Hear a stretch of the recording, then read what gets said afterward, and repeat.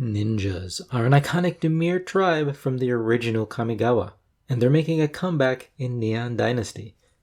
Now you can finally build a super thematic ninja tribal deck in Commander with Satoru Umezawa.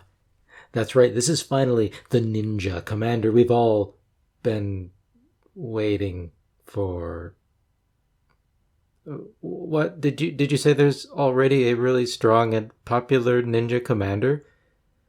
Oh, and it's actually the fourth most popular commander in the entire format? Okay, let's pretend this is an alternate reality where Yuriko was never printed. Let's talk about Satoru Umezawa.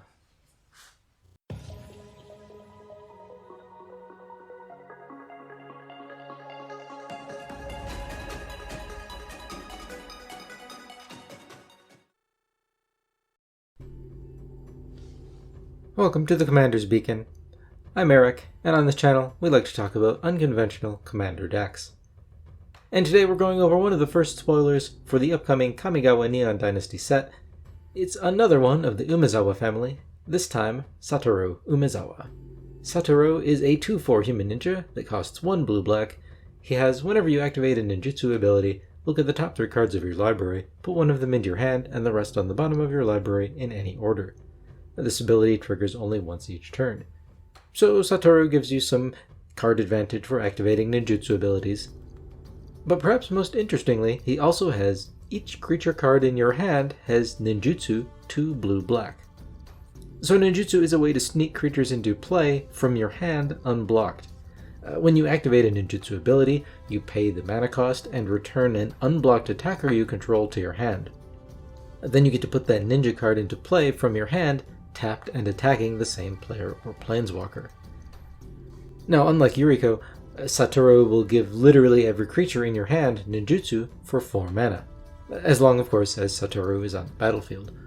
And this means we can use Satoru's ability to cheat large, dumb creatures into play at a discount. We're also able to get these awesome enter the battlefield effects on some of our creatures for some awesome advantage. But let's slow down a minute. We're playing Dimir colors. If we want to cheat creatures into play, we can use self-mill and reanimator effects for even more effective cheating of mana costs. And if we want to abuse enter the battlefield effects, we can use a blink strategy to give us even more value than Satoru would.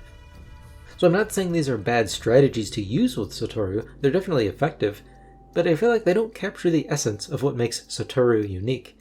And there are better commanders for reanimator and blink decks than Satoru.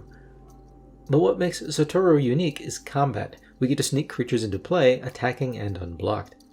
So we'll still cheat mana values and use Satoru to deploy big scary things from our hand, but I want to focus on creatures with awesome combat damage triggers. And I also want to make this a budget deck, because if we don't, then it's just too tempting to sneak in those Jin-Gitaxises, It the Betrays, and we'll just trend towards Dimir high-value good stuff. Again, this can be very effective, but it's not particularly unique to Satoru Umezawa, and I'm not certain that Satoru is the best commander for that deck. So let's talk about how to play Satoru Umezawa on a budget and still get to do some really cool ninjutsu shenanigans.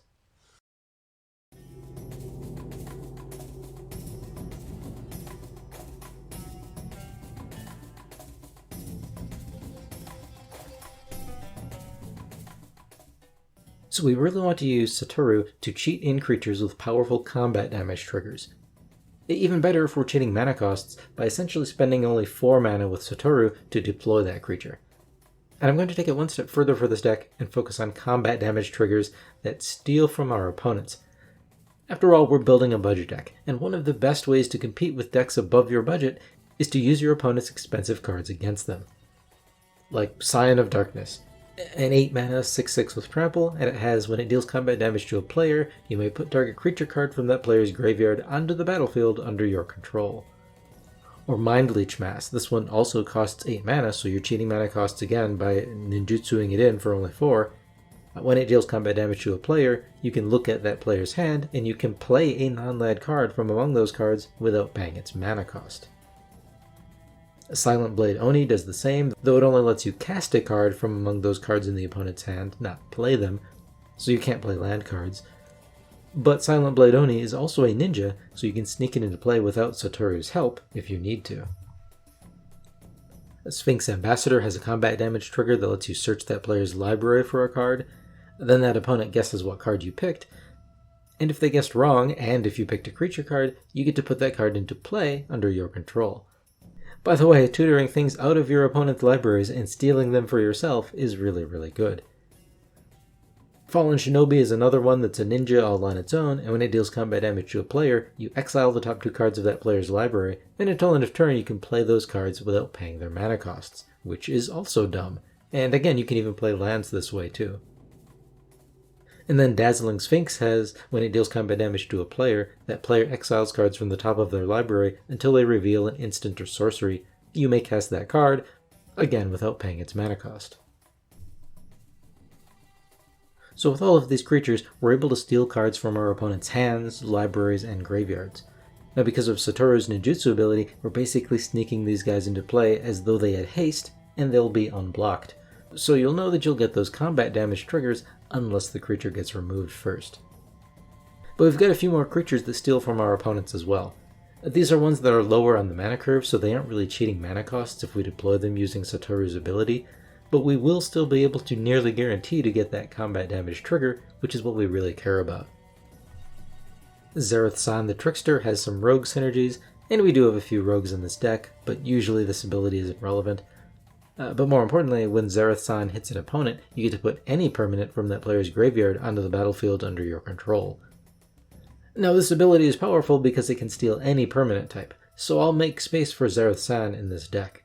But I don't want too many creatures that steal cards from my opponent's graveyards, because I've found out that unless I'm also milling my opponents, these types of steal effects will often just not have any good targets to pick from. And that's why I'm not running cards like Rexiel the Risen Deep or Sepulchral Primordial. But moving on, Thada Adel is another one that searches your opponent's library when it deals combat damage to a player. It lets you pick any artifact in that player's library and you can cast it this turn. Note that you will still need to pay the mana cost to do so, and you can't spend mana as though it were a mana of any color to do it, so you're probably not going to be stealing someone's great hand with this deck, since you can't make green mana. But Thada Adel is still really good, especially if you can steal some powerful equipment, for example, to buff up your creatures. And then lastly, I want to mention Thief of Sanity. When this one deals combat damage to a player, you look at the top 3 cards of that player's library and exile one of them face down. For as long as it remains exiled, you can look at it and cast it and spend mana as though it were mana of any color to cast it. The Thief of Sanity is also pretty good. It doesn't force you to cast the card right away. It's exiled face down, so only you know what it is, and even if Thief of Sanity leaves the battlefield, you can still cast cards exiled with it. So these are all of the creatures that we're going to use to steal from our opponents. But like any good ninjutsu deck, we're going to need those little 1/1 unblockable dorks to help us activate our ninjutsu abilities. So I guess we'd better talk about them.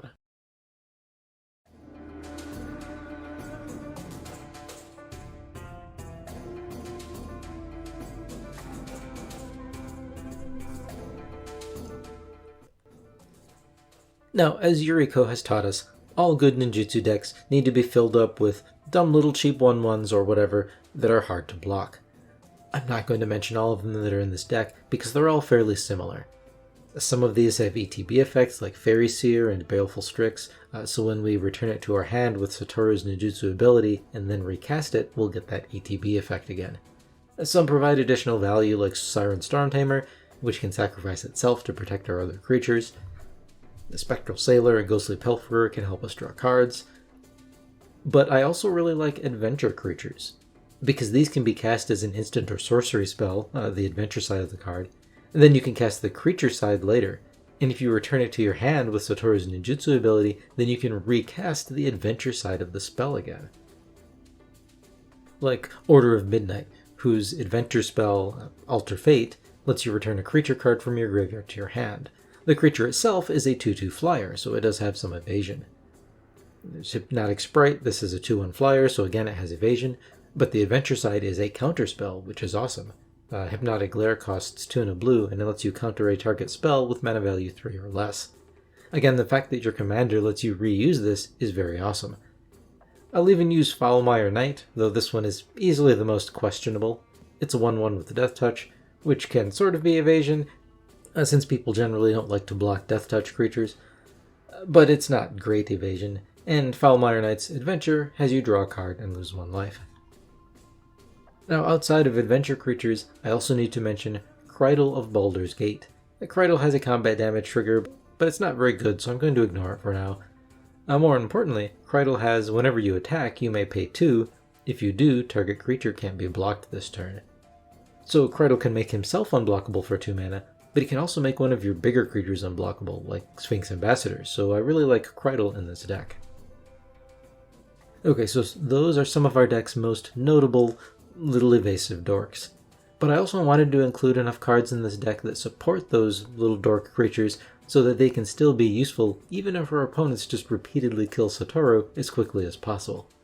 And let's be honest, they might, because Satoru is kind of scary.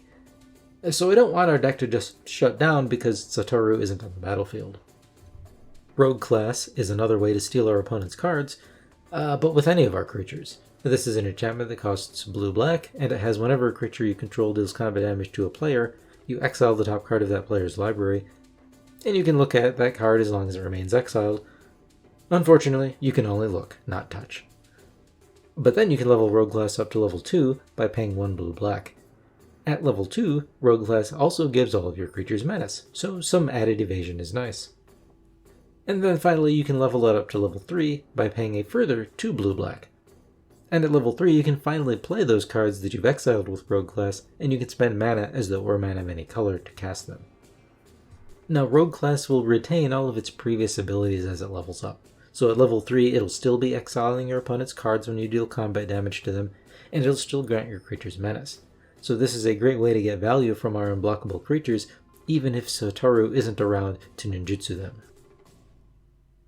And we can also just use our 1/1 dorks to draw cards. Bident of Thassa and Reconnaissance Mission each let you draw a card whenever a creature you control deals combat damage to a player. Deep Fathom Skulker does the same on a body, and it can also make a creature unblockable for 3 and a colorless mana. We've also got Grazilax, Illithid Scholar. It's also a Reconnaissance Mission on a body, but it triggers only once each turn. But Grazilax also has, whenever a creature you control becomes blocked, you can return it to its owner's hand. So this is very cool. Maybe you've got Satoru on the field along with some unblockable dork and one of your big payoff creatures, like Mindleech Mass. But Mindleech Mass doesn't really have evasion, except for trample. Maybe your opponent has big blockers and Mindleech Mass can't get in for combat damage to trigger its ability. So with Grazilax, if you attack with your unblockable creature and Mindleech Mass, and Mindleech Mass gets blocked, well then you can use Grazilax to return Mindleech Mass to your hand. This is still during the combat phase before damage is dealt. So then you can use Satoru to ninjutsu Mindleech Mass back into play, returning your unblocked Goodle, Lurker, or whatever back to your hand. So Grazilax is really great at helping Satoru create ninjutsu triggers when your big Haymaker creatures are already on the battlefield. We've also got more card draw support in the form of more ninjas. Ninja of the Deep Hours has ninjutsu, and it draws you a card whenever it deals combat damage to a player. Ingenious Infiltrator also has ninjutsu, and it draws you a card whenever any ninja you control deals combat damage to a player. And then Mask of Riddles is an equipment that gives the equipped creature fear, so it can't be blocked except by artifact or black creatures. And when it deals combat damage to a player, you draw a card. And this is great for getting some value out of your unblockable dorks, and for helping your bigger payoff creatures, like Scion of Darkness, keep getting in for combat damage triggers even when they're already on the battlefield and not taking advantage of ninjutsu. And then lastly, we'll run Vorpal Sword, which will turn your little unblockable creatures into a win condition, though be aware that it costs a lot of mana, at 8 to activate, on top of 2 to equip, and 1 to cast. Altogether, you'll need 5 black mana to do this if you're casting, equipping, and activating Vorpal Sword all on one turn. Which you probably should, just so your opponents don't have much time to respond to it, because respond to it they will. And that's most of the deck. It's pretty straightforward. We'll use Yuriko's little dorky creatures to help ninjutsu out our bigger creatures with Satoru, and those bigger creatures will help us steal our opponent's resources. But let's talk about a few more of the synergistic cards that we're using in this deck.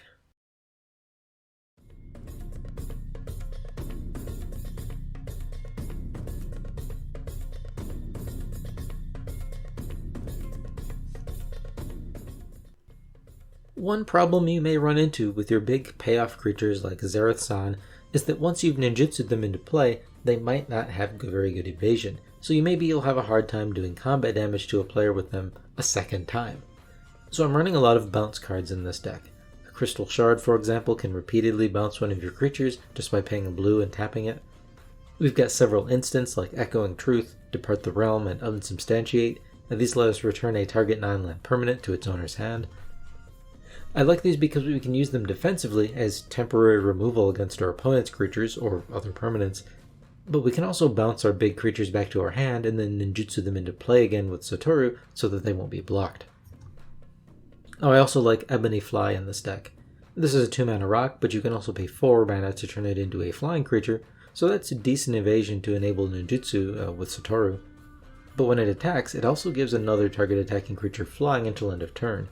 So Ebony Fly can help your other creatures get in for combat damage, like Zareth-san or Mind Leech Mass, on top of being a pretty efficient mana rock.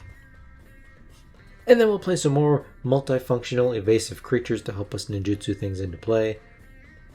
Dimir Kirun is a 3-cost mana rock, which is not great, but you can also pay blue-black to turn it into an unblockable 2/2 creature until end of turn. And then we've got some lands as well. Blinkmoth Nexus can turn into a 1/1 flyer for just 1 mana. Fairy Conclave can turn into a flyer for 2 mana. And then there's Black Bloom Rogue, which is an MDFC land that's also a creature with menace, which isn't great, but it's better than nothing. So that's most of the deck. I haven't covered all the cards, but as always, you can see the link to the full deck list in the description. Now let's go over the deck stats and cost.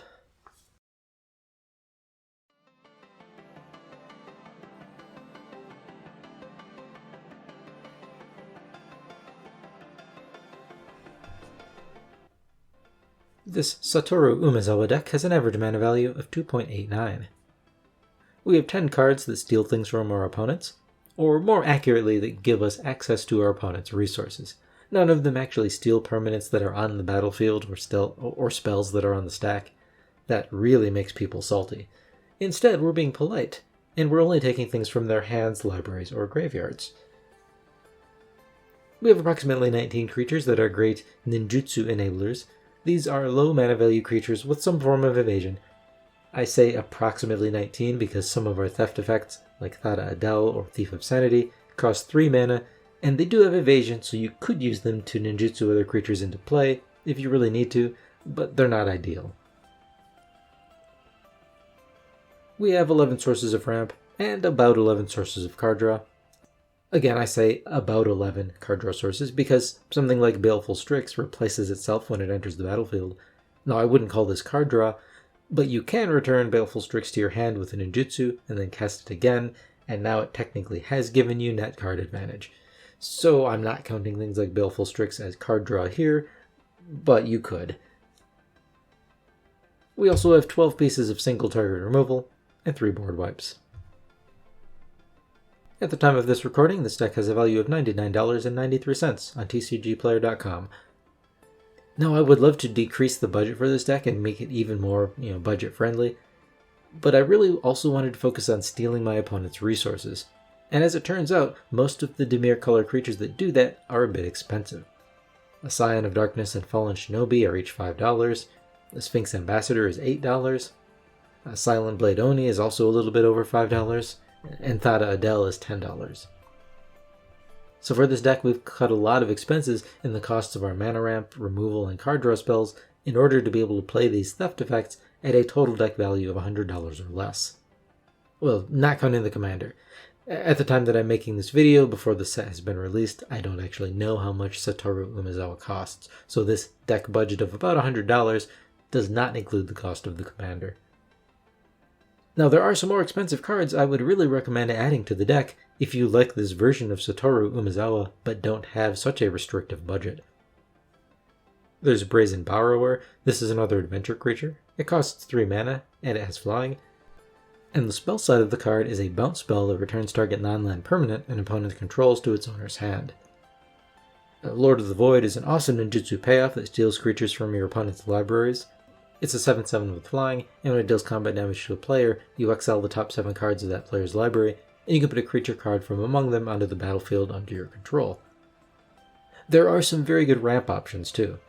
Sword of the Animist is great with all of our unblockable creatures, and there's Dousing Dagger, which transforms into Lost Veil when the equipped creature deals combat damage to a player, and Lost Veil taps for 3 mana of any one color.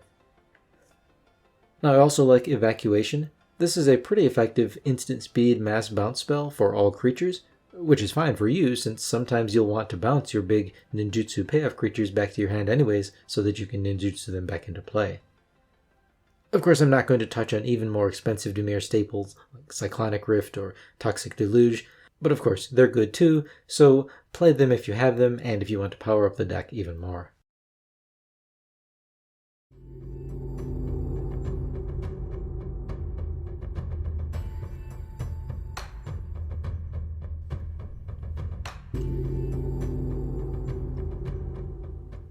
So that's Satoru Umezawa. I jokingly compared Satoru to Yuriko earlier, which isn't really fair since, for the most part, Satoru doesn't want you to play Ninja Tribal. Instead, you'll use him to cheat mana costs or get powerful combat damage triggers from other creatures that don't have ninjutsu. But you will need to be a bit cautious when playing with Satoru. Your opponents will be wary of him, and while he's not a kill-on-sight commander, he is nonetheless a fairly high-priority target for removal. But unlike Yuriko, who naturally dodges commander attacks, you can run into trouble getting those combat damage triggers on your bigger and less evasive creatures if Satoru is removed repeatedly. I actually often treated Satoru as if he costs 7 mana instead of 3, so if I have some little unblockable dork on the battlefield and a bigger payoff creature in my hand, I can cast Satoru for 3 during my first main phase, attack with the unblockable creature, and then pay 4 more to ninjutsu that bigger creature into play. And this ensures that I get some value from Satoru right away, and it also means this deck isn't really rushing to play Satoru on turn 3. Now that said, if your playgroup is light on removal, or if there's just bigger threats to deal with, you might feel safer playing Satoru earlier. But that is all I've got for today. Let me know in the comments what you think of Satoru Umezawa. And of course, as always, let me know if there's any specific commander or strategy you'd like to see built into a commander deck, especially an unconventional one. But thank you for watching, and see you next time.